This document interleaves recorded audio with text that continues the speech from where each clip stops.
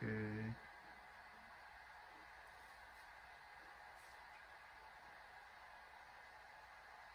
I think it's going. Yeah, it's recording. Good evening, everyone. I'm Mavis Faulkner, and I will be your instructor this evening. The session this evening will be on diabetes mellitus. I hope you have done your pre-reading on chapter 51 from your Stoddard's textbook, Medical Surgical chapter 51 on diabetes mellitus.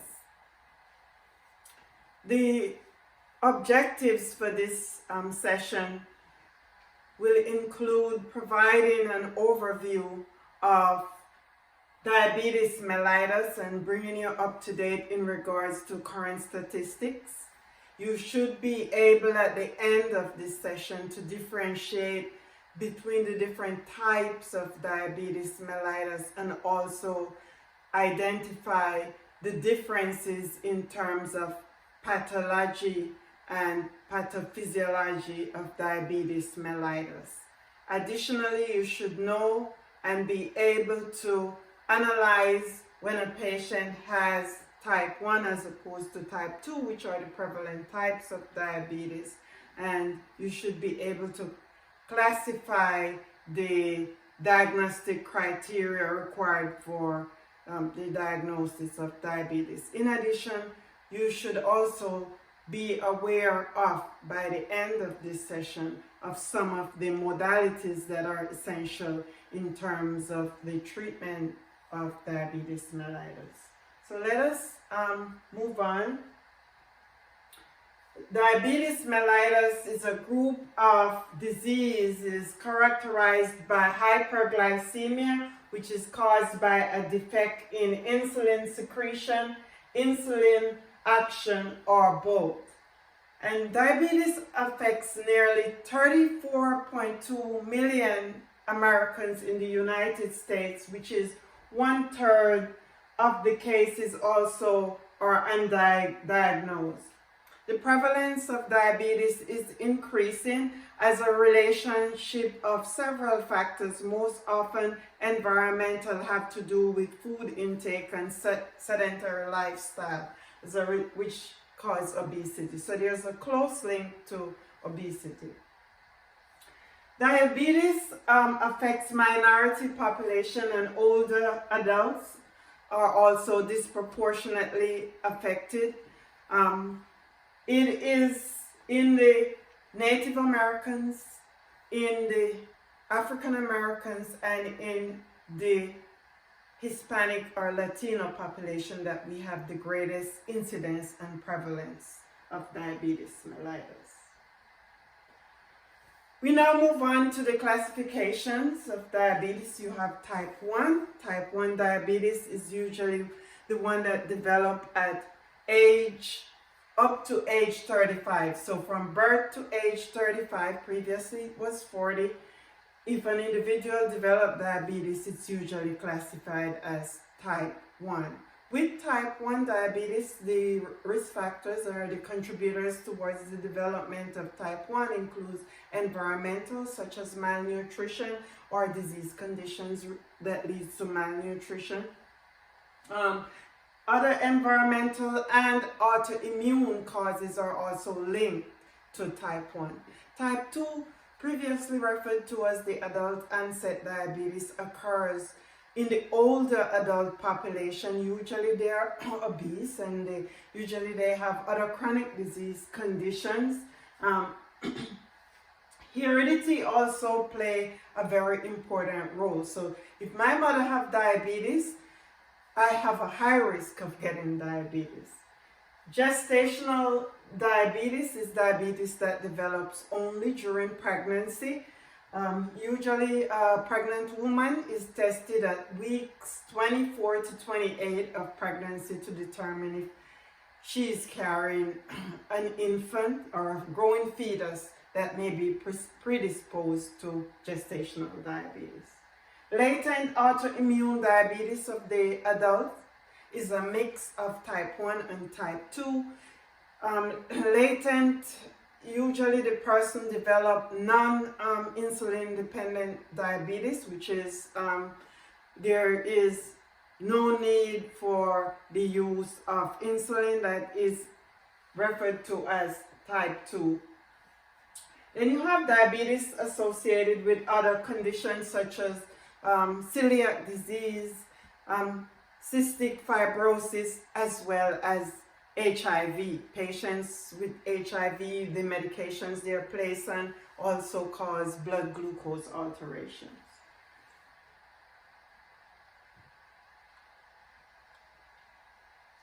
We now move on to the functions of insulin. Insulin is secreted by the pancreas. And the pancreas is a gland that is superimposed above the stomach. Insulin is secreted by the beta cells. And insulin is important for the transport and use of glucose.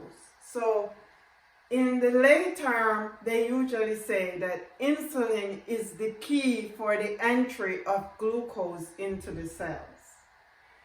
Insulin stimulates the storage of glucose in the liver and muscle as glycogen.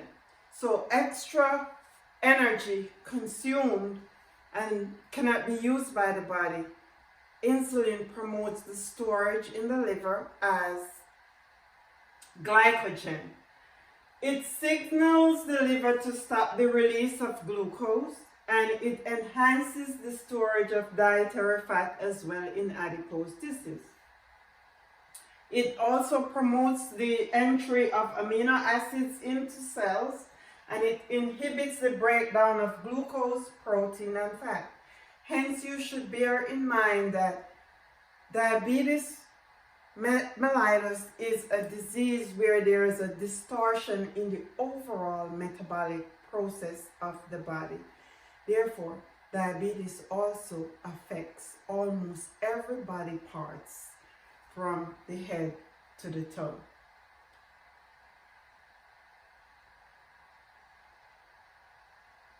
I already mentioned type 1 diabetes. Type 1 diabetes is related to a total lack of insulin. The beta cells in the pancreas, they are usually destroyed. It could be a viral infection, the environmental, genetic factor that contribute to type 1. As a result, it results in decreased insulin. And for the first part, when a person develops type 1 initially, after a couple of months, they may go through a honeymoon period where they have a minimal amount of insulin secretion and they start to be able to feel somewhat better, and they may tell you that, oh, I don't have type 1 anymore. But it's just a change in the body that is taking place. Unchecked glucose production by the liver and fasting hyperglycemia can occur, and it affects 5% of the adults with diabetes mellitus. Type 2 diabetes is referred to as a disorder in which there is a decreased amount of insulin secretion, but there is some residual function in the pancreas, and the pancreas can secrete some insulin. Hence, the treatment regimen for type 2 diabetes is different. With type 1, insulin has to be provided. With type 2, there is some insulin remaining and there is some functioning of the beta cells. So oral hypoglycemic medications such as metformin, sulfonylureas, glipizide, and other types of oral glycemic medications are used in the treatment of type 2 diabetes. Type 2 diabetes affects 95% of the adults with diabetes mellitus. So think about the 34.2 million individuals in the United States who have diabetes. 95% of those individuals are living with type 2. The onset is over 30 years old, and it's increasing in children with as a relationship to obesity. It's a slow progressive glucose intolerance, and it may go undetected for many years.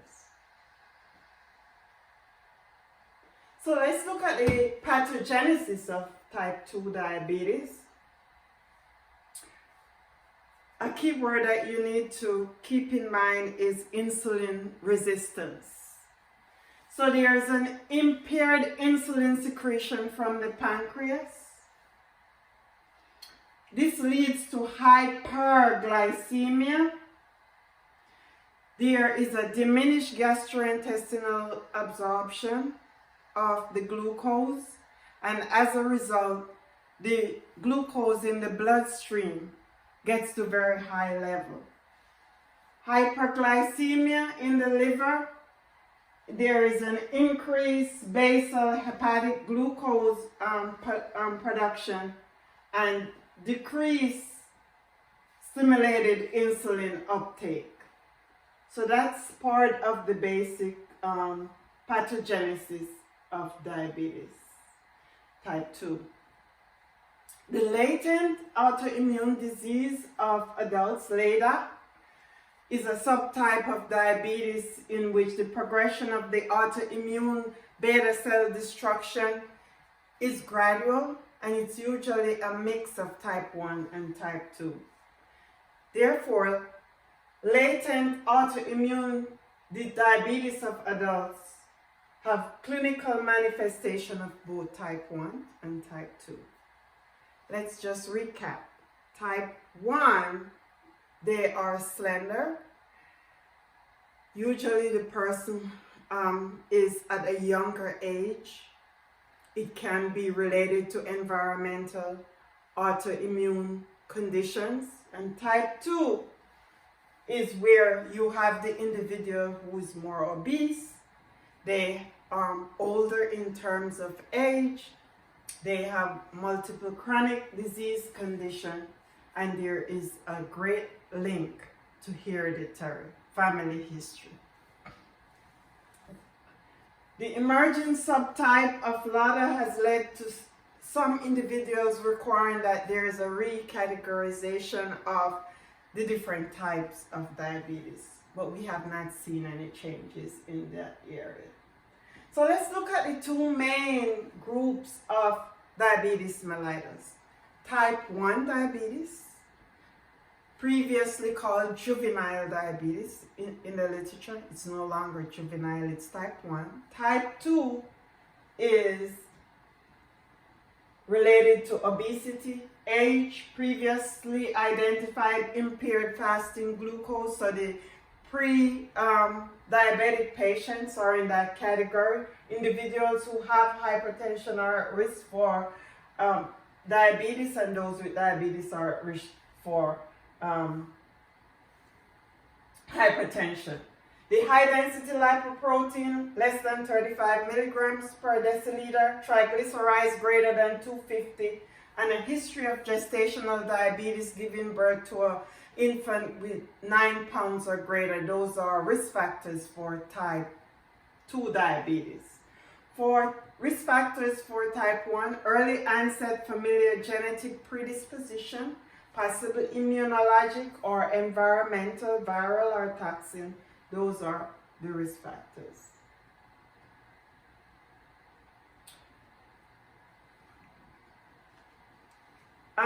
At this point, I have prepared 2 case studies.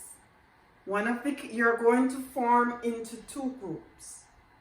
One of the case studies is on type 1 and the other is on type 2. You're going to work in groups with the use of the nursing process to answer the questions related to diabetes mellitus. We will reform before the class ends And if the class ends and there is not adequate time, we will continue with the case studies at the beginning of the next class.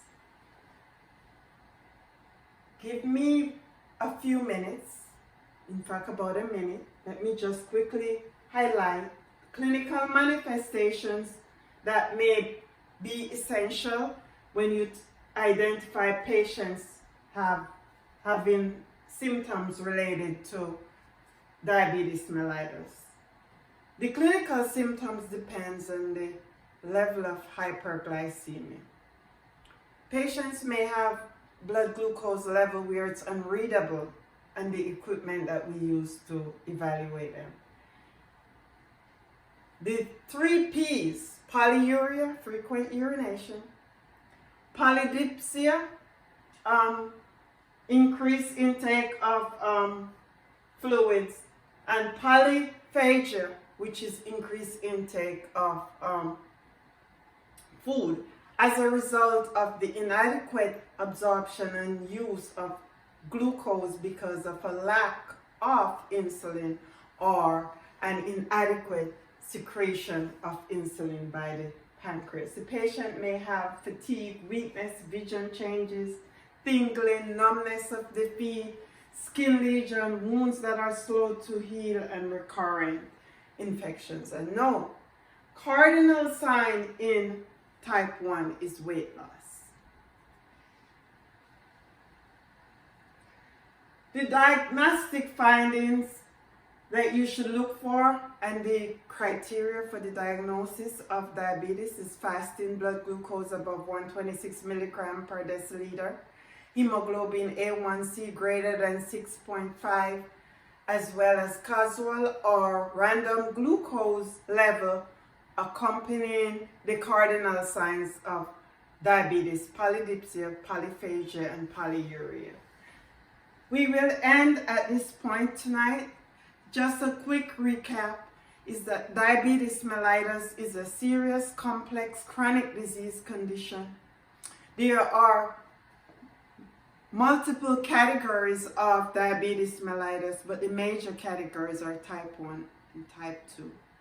As you go forward in your nursing career, this is a disease condition that requires constant update in terms of information and care of the patients.